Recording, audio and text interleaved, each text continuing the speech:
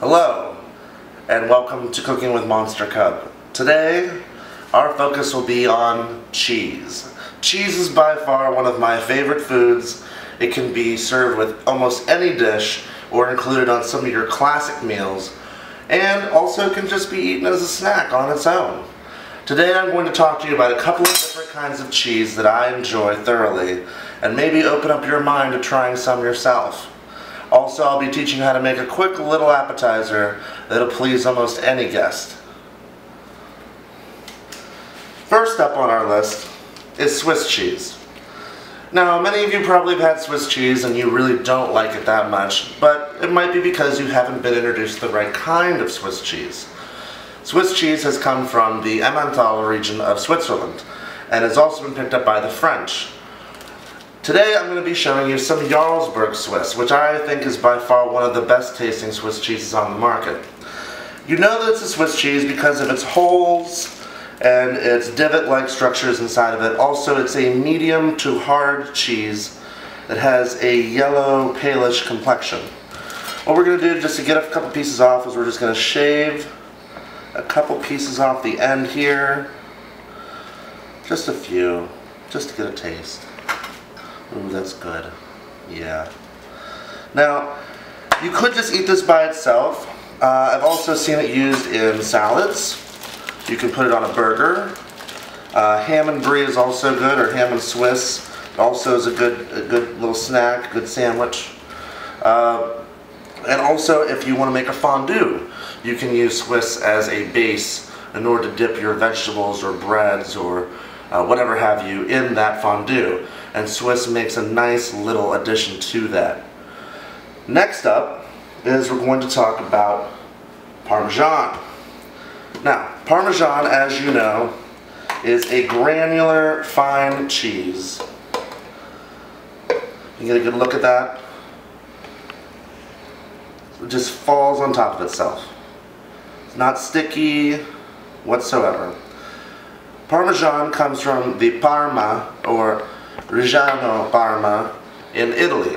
Every other cheese that is granular like this within Italy is referred to as Parmesan, but outside of that it is not Parmesan, and everything else is imitation.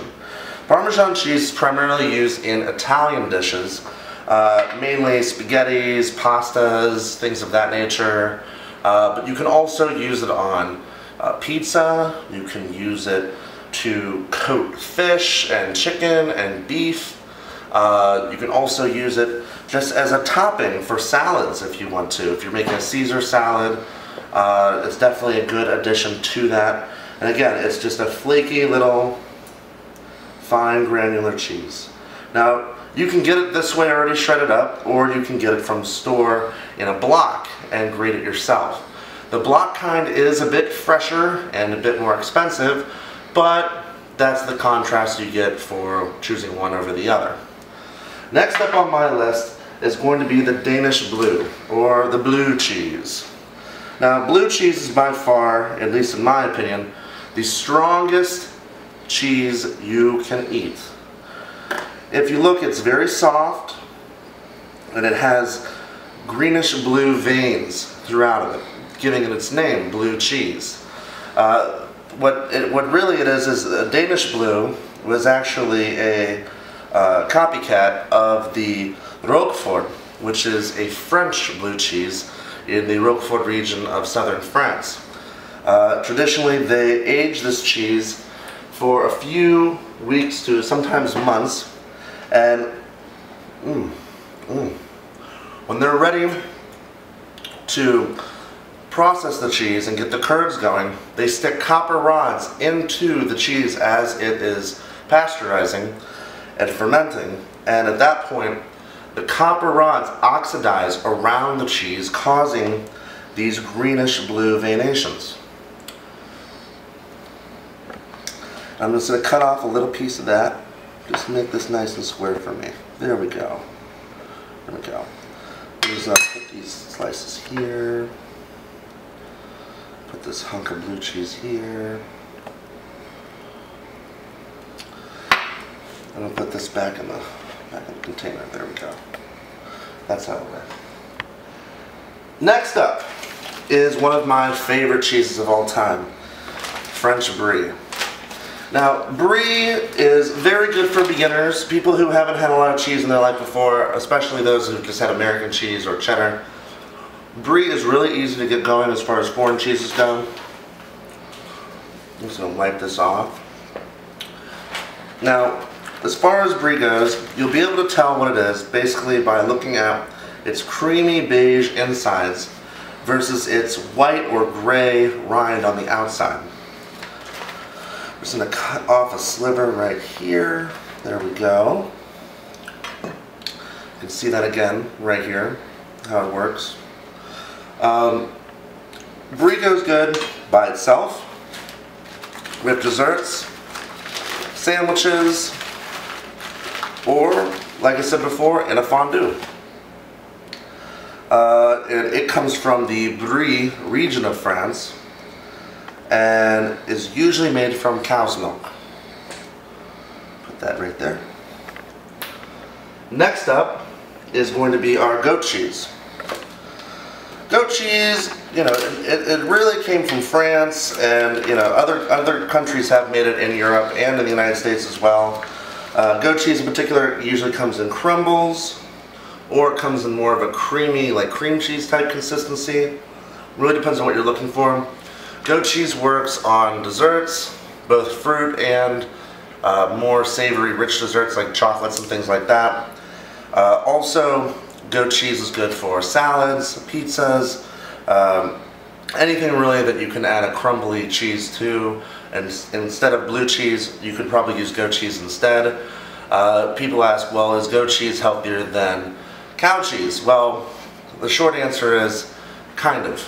I mean, there are dietary, you know, and nutritional values of each that are better than one than the other. But in this case, goat cheese is a nice alternative to cow cheese, and it has a little bit of a different flavor too. It's definitely not as rich, but it certainly is just as tasty. And finally, a cheese that everybody knows and everybody loves, mozzarella. Mozzarella typically is sold shredded up, or in blocks, or in strings, but I like to get my mozzarella already cut up into little medallions. And I'm just eat this one.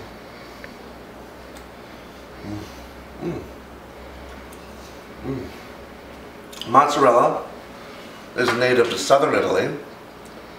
It's used in a lot of Italian dishes, namely pizza toppings.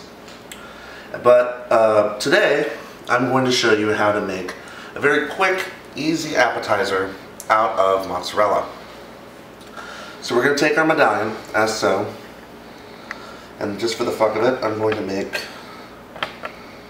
3 of these, just to show you some variations in what you can do. Now I happen to have some basil from the backyard here. Very nice, crisp, sweet baby basil here. And what I'm going to do is I'm just going to press the leaf into the mozzarella, like so. And that's it. That's all you really got to do. Also, just as a different type of topping, I take pepperoni, press that down in there. Works just fine. If you want to get really crazy, you can do 2 pieces of basil, do a piece of pepperoni on top, and a little bit of garlic powder. Just a little bit. Don't want to kill it. Smear it around a little bit.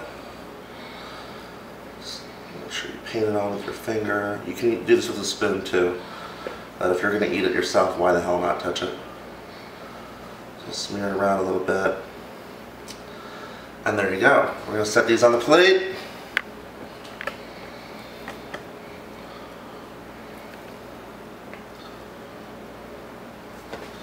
And you have yourself a nice little cheese plate for all your friends. So, again, we have our Swiss cheese, our blue cheese, Parmesan, goat cheese, our Brie, and our mozzarella medallions. All these cheeses offer different tastes, different choices, and they come from different regions of Europe. All of them have different culinary abilities as well. I suggest experimenting with these, trying them all, and really just opening up your taste buds. This has been MonsterCub. Bon appetit.